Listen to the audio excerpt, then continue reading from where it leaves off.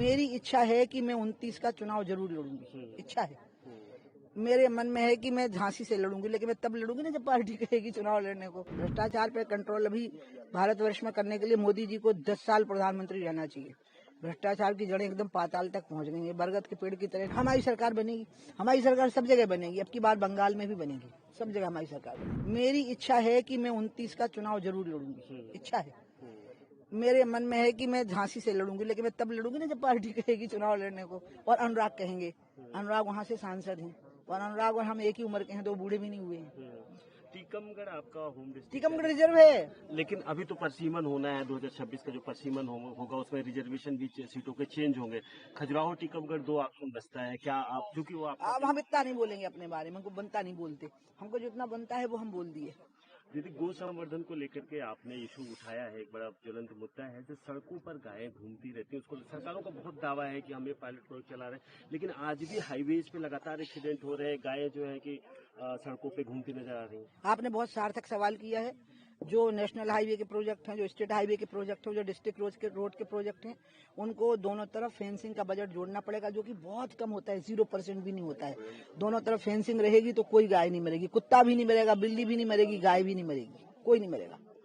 लेकिन सरकार इतना पैसा खर्च कर क्यों नहीं जा रहा है? सरकार इसलिए क्योंकि सरकार के पास पैसा तो बहुत सारा होता है, लेकिन वो नीचे पहुंचते पहुंचते अब 100 रुपया का 1 रुपया तो नहीं होता है, लेकिन हाँ थोड़ा तो नहीं तो पकड़ा कहाँ से जा रहा है। एक अभी कोई इंजीनियर के यहाँ छापा पड़ा है, बहुत करोड़ तो कहाँ से आए होंगे, उनके माँ बाप का गड़ा हुआ धन थोड़े ना, वे कांस्टेबल के यहाँ मिला था। भ्रष्टाचार पे कंट्रोल अभी भारतवर्ष में करने के लिए मोदी जी को 10 साल प्रधानमंत्री रहना चाहिए। भ्रष्टाचार की जड़ें एकदम पाताल तक पहुंच गई है, बरगद के पेड़ की तरह नीचे तक पहुंच गए बहुत।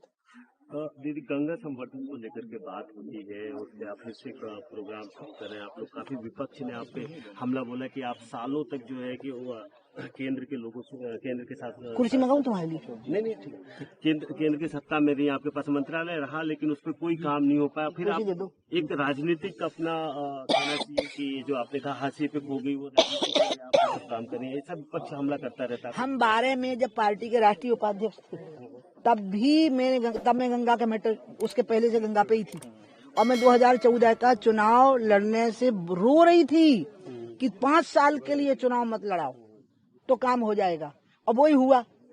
सरकारी काम तो जितना है होना है, असली काम तो जागरण का है ना, जन समाज के अंदर जिम्मेवारी का बोध होने का है।